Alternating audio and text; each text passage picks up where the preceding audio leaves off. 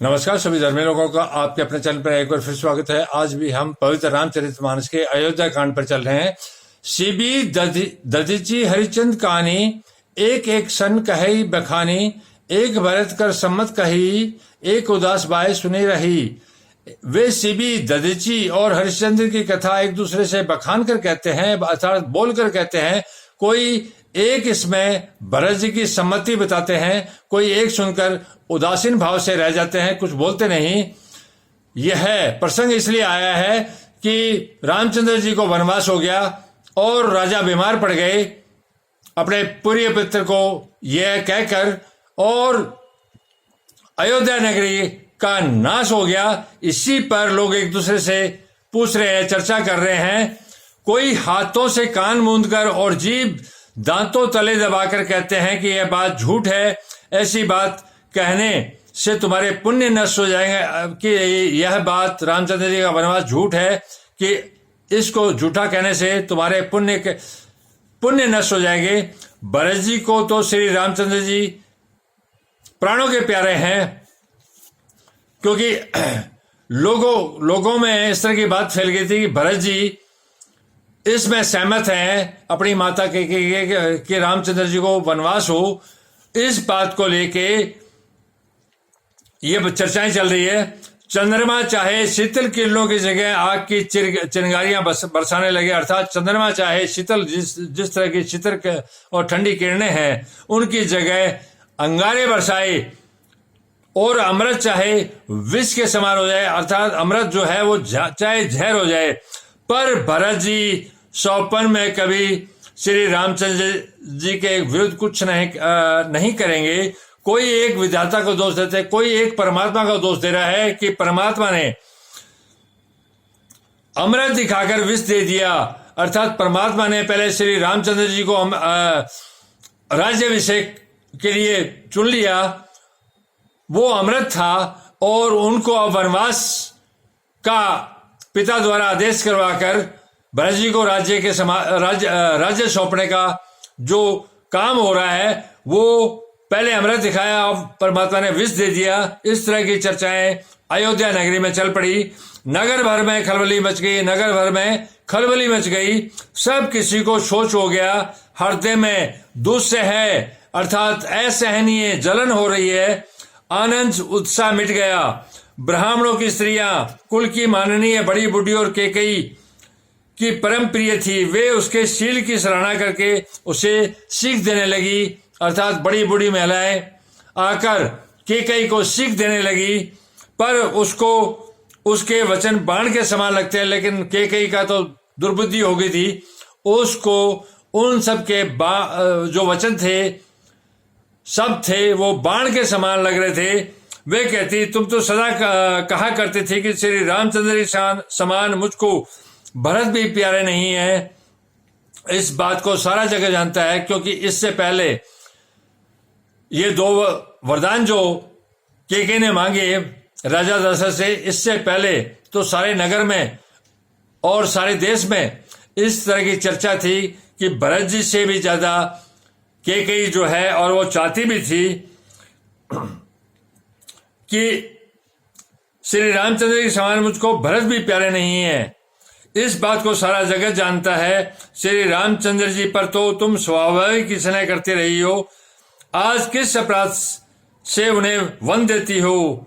तुमने कभी सोतिया डाहा नहीं किया। सोत का जो डाहा होता है, जो जलन होती है, वो तुमने कभी किया ही नहीं।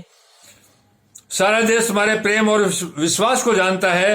अब कौशल्या ने तुम्हारा कौन सा बिगाड़ कर दिया जिसके कारण तुमने सारे नगर पर, अयोध्या नगरी पर वज्र गिरा दिया?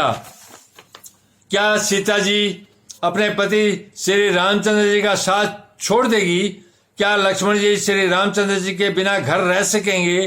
क्या भरत जी श्री रामचंद्र जी के बिना अयोध्यापुरी का राज्य भोग सकेंगे? और क्या राजा श्री रामचंद्र जी के बिना जीवित रह सकेंगे? अर्थात न सीता जी यहाँ रहेगी, न लक्ष्मण जी रहेंगे, न भरत जी राज्य करेंगे, और न ही राजा जीवित रहेंगे। सब उजाड़ हो जाएगा। हृदय में ऐसा विचार कर क्रोध छोड़ दो, शोक और कलंक की कोठी मत बनो। भरत को अवश्य युवराज पद दो, पर श्री रामचंद्र जी को वन में क्या काम।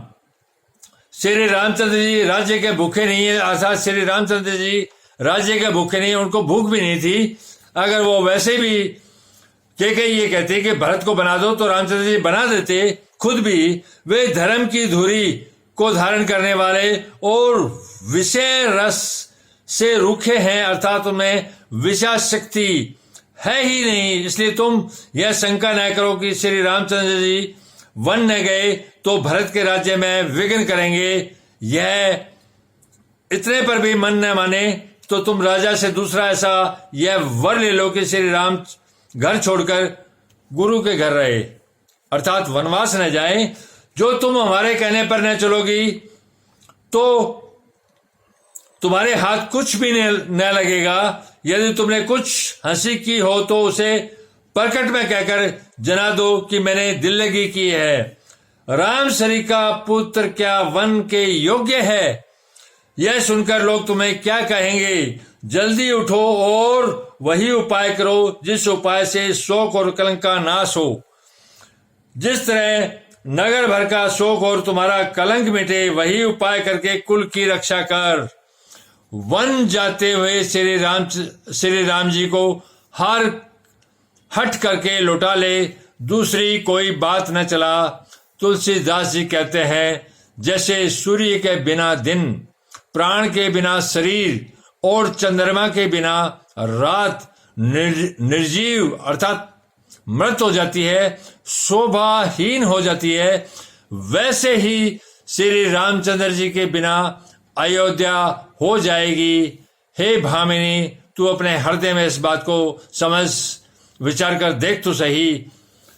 जो श्री रामचंद्र जी के वनवास जाने और भरत जी को राज्य पद देने के बाद जो कुछ हुआ था, वो पहले औरतें इसको समझा रही है कि तेरे इस हट से अयोध्यापुरी का नाश हो जाएगा और तेरे को तू संसार में कलंकित जीवन जिएगी।